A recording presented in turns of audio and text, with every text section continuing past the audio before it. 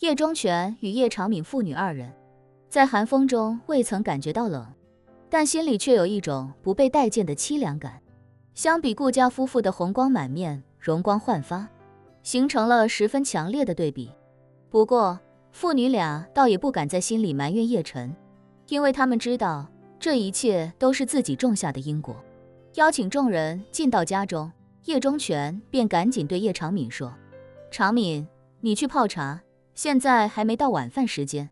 我和严忠还有晨儿喝喝茶，聊聊天。”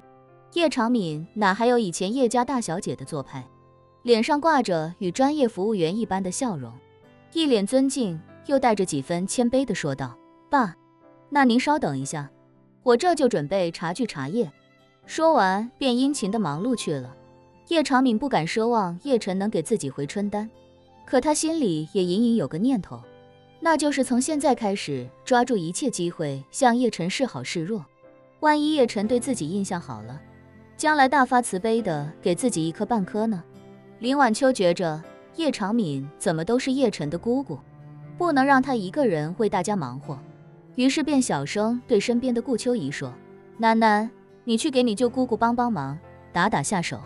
顾秋怡赶紧点头：“好的妈，我这就去。”叶长敏一听，立刻拦住她，笑着说：“哎呀，楠楠，你是客人，哪有让你动手的道理？你就好好的陪你爸妈还有你叶爷爷吧，姑姑一个人去忙就好。”说完又赶紧笑着对叶晨说：“晨儿，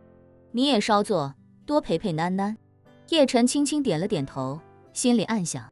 眼下的姑姑跟以前可真是截然不同了。以前的叶长敏那就是个老 baby， 别看年纪不小了，心气儿比年轻人还要盛，脾气也是一点都不好惹。可是现在再看，完全像是换了一个人似的，可以说是脱胎换骨了。叶忠全作为主人，把大家邀请到了沙发区入座。坐下之后，他便对顾延忠感慨：“延忠啊，你平时要是没什么事情，就多往家里来转一转。我一个老头子自己在家也确实无聊得很，有时候特别想跟人说说话。”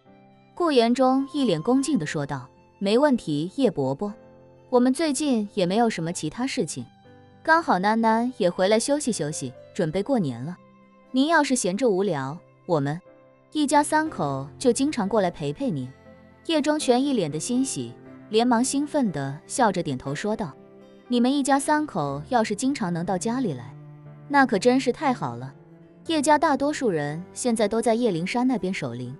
我一把岁数了，往山上折腾也不方便，所以平时也确实孤单。”说完，他又看一下坐在一旁的叶晨，感叹道：“其实我是希望晨儿能够留在燕京，多待上一段时间，可是他每一次回来都非常匆忙，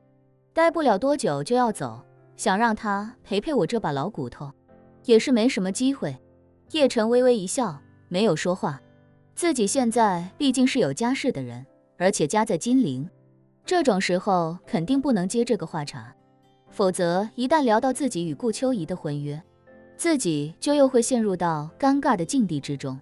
这时，顾秋怡微笑着说：“叶爷爷，叶晨哥哥平日里事情太多，所以也没有太多的时间陪您。不过您放心，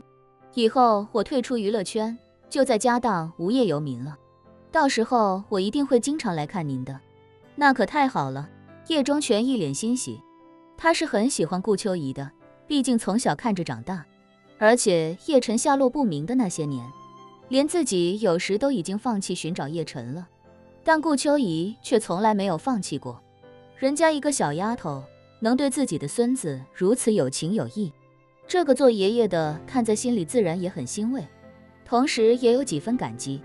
更重要的是，当初万龙殿杀上叶灵山的时候，顾家能知道叶家根本无力抵挡，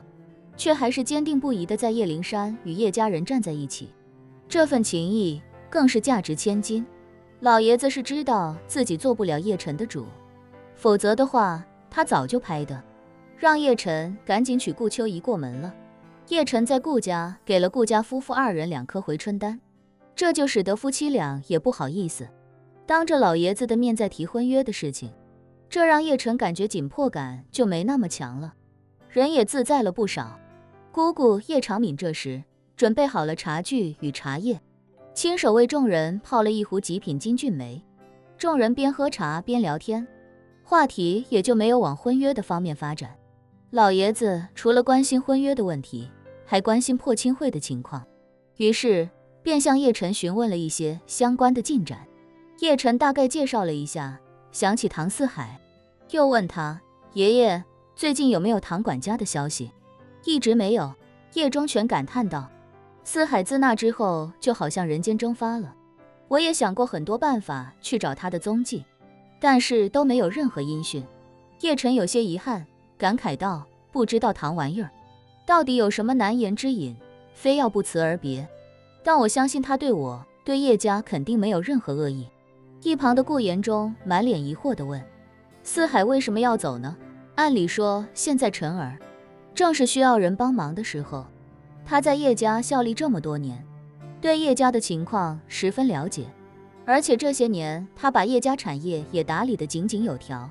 说实话，他的能力和人品我都是非常认可。如果他不离开，留下来给晨儿当左膀右臂，也一定能起到极大的作用。